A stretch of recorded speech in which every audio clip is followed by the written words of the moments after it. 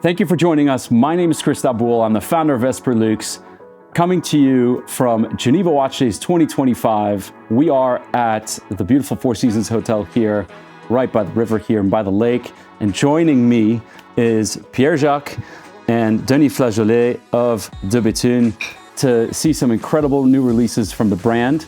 Thank you for joining me, gentlemen. Really appreciate it.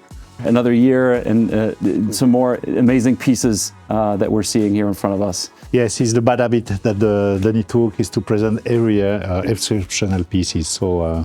All right, well, maybe we start with the DB25. This is one of the icons, I guess, if we were to think about the two different models, DB25 and DB28. The DB25, new size. New dial, new interpretation of the Cosmos color. So here you have the DB25 Stradivarius XS, so it's a 40mm version, so reduce the case from 42 to 40mm. And of course, we was making a completely new dimension. The watch is a bit thinner, smaller, and oxidation of titanium was stopped at, let's say, a burgundy, in a burgundy tone. Denis will probably explain us how he's doing to create this amazing color. Alors le bordeaux, c'est une couleur qui est pas facile à obtenir. C'est quand on chauffe le titane, c'est après le brun et c'est juste avant le bleu. Et normalement, ça commence avec le jaune, brun, voilà. bordeaux, violet et puis bleu. Et puis bleu. Okay. Et c'est une couleur qui est très difficile parce que elle va passer, soit tu es brun, soit tu es trop violet-bleu. Donc c'est un moment qui est très fin dans le temps, où il faut vraiment sortir la pièce de la chaleur vraiment au bon moment. Donc un petit peu plus difficile le bleu, on a un peu plus de temps, on peut être un peu plus long, ça va, c'est pas trop gênant. Là, c'est maintenant c'est cuit.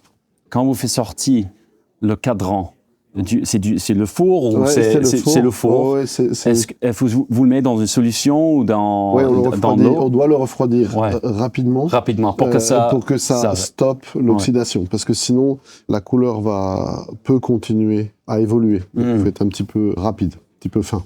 Ben, génial, je pense que c'est une couleur, au lieu de sortir le 40 mm et dire que ok, c'est Stradivarius en bleu. La nouvelle couleur, vraiment magnifique aussi. Et quelque chose qui est très intéressant sur celle-là, qui est en or, la boîte or, c'est que je trouve que ça aide, ça ramène, en fait, ça invite vraiment à être présenté avec l'or. Et ça remet, en fait, quelque chose de plus moderne à l'or. Et en ce moment, c'est vrai qu'on était beaucoup plus dans des montres blanches, le titane, le bleu, en général, dans l'horlogerie.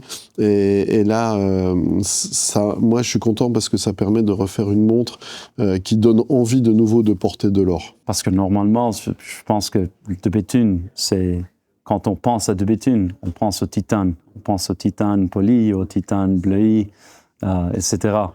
Mais les premières De Bethune étaient en or pour ce qui était jaune et rose, et en platine pour ce qui était blanc. Et après, à force d'avoir réussi à polir le titane très tôt, en fait, dans l'horlogerie, on était les premiers à polir le titane à ce point-là. Déjà dès 2005, on avait des pièces titane blanches. La guerre avec ce titane que vous m'avez dit. Oui, la bataille. La bataille. Il ne voulait pas se laisser polir au début, mais après, je sais comment on l'a eu. Well, wonderful, incredible execution on this piece. Price point, I believe that's $80,000 USD, that titanium, and $85,000 USD for the rose gold. And the next piece is a DB28 XS, so it's a 38.7mm case. Also is a tourbillon, so it's the first time we have a DB28 XS tourbillon. Is a 5S tourbillon, so 36,000 vibrations. Fast beating tourbillon. 30-second tourbillon, but it's also the lightest tourbillon. is you have 63 components made from silicium and titanium. I think on the market there is no one tourbillon that light than this one. So for the longest time, I always asked myself, okay, like, why is the tourbillon so much more expensive from de Bethune? And I got to really discover, when I went to the factory, when I spoke with Denis, the details that goes into a de Bethune tourbillon. Denis, si c'est possible, est-ce que vous pouvez un petit peu nous dire pourquoi est-ce que c'est assez spécial pour vous, la 30 secondes, et aussi utiliser la cage en titane qui est vraiment légère? C'est important quand on a une montre au poignet, on bouge beaucoup, on fait des chocs, et le tourbillon, c'est un mécanisme relativement compact, grand, qui entraîne beaucoup de pièces, et si c'est trop lourd, en fait, porter au poignet, ça va pas. Au début de de Bethune, on me demandait, mais pourquoi tu fais pas de tourbillon? Moi, je voulais pas faire une homothétie des montres de poche tourbillon, comme beaucoup s'étaient fait à l'époque. Je voulais vraiment réussir à trouver la solution de fabriquer le tourbillon qui correspond quand tu bouges au poignet, quand tu fais des chocs, quand tu tapes, voilà, que ça soit utile et qui continue à être précis et utile comme tourbillon. Donc j'ai fait tous les calculs mathématiques et j'ai trouvé qu'il fallait que ça soit très léger, que ça tourne rapidement et qu'il y ait une haute fréquence. Mais il fallait réussir à le faire. C'était pas simple. Parce que la fréquence va aider quand il y a un choc pour voilà. que ça... En fait, c'est le principe, la roue de vélo, quand elle tourne très vite, t'es beaucoup moins déséquilibré. Choc, voilà, c'est pareil. Comme le gyroscope, en fait, c'est le même principe. Et donc, là, c'était important de trouver les constituants, les éléments, de réussir à fabriquer quelque chose de très léger qui pouvait tourner très vite. Et j'avais pas au début, en 2002, au début de Bethune, j'avais l'idée de le faire, mais j'avais pas les capacités. Et après, en apprenant à bien travailler le titane, réussi à faire une cage juste, qui tient juste comme un fer à cheval en titane toutes les pièces, grâce aussi qu'on avait mis au point la roue en silicium, d'échappement qui était beaucoup plus légère, et donc avec des pièces en silicium et des pièces en titane très légères, j'ai réussi à faire une haute fréquence qui tourne en 30 secondes et qui correspondait au calcul mathématique que quand tu bouges ta montre, tu fais des chocs, ça perturbe pas le fonctionnement. Et donc d'avoir vraiment un tourbillon extrêmement précis et utile en vrai tourbillon au poignet.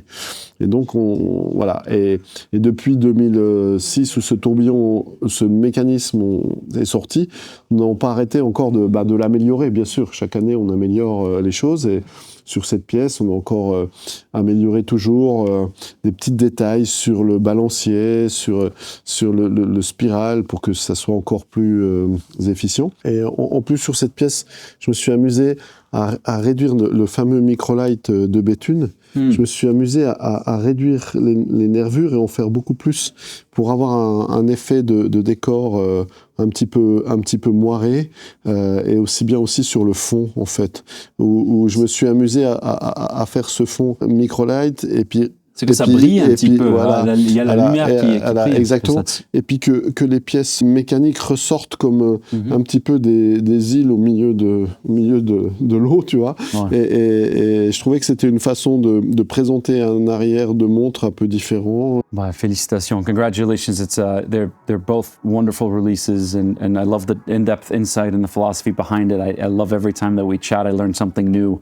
About the philosophy behind what you do at de Bethune and the technical details. It's so much more thought out than one can expect by just looking at the product. So, gentlemen, thank you so much for joining me. I really appreciate it. It's always a pleasure to see you, Denis. It's always Thank you, Chris. It's always a pleasure. Thank you so much for joining us. Stay tuned for more upcoming content from Geneva Watch Days 2025. Bye-bye.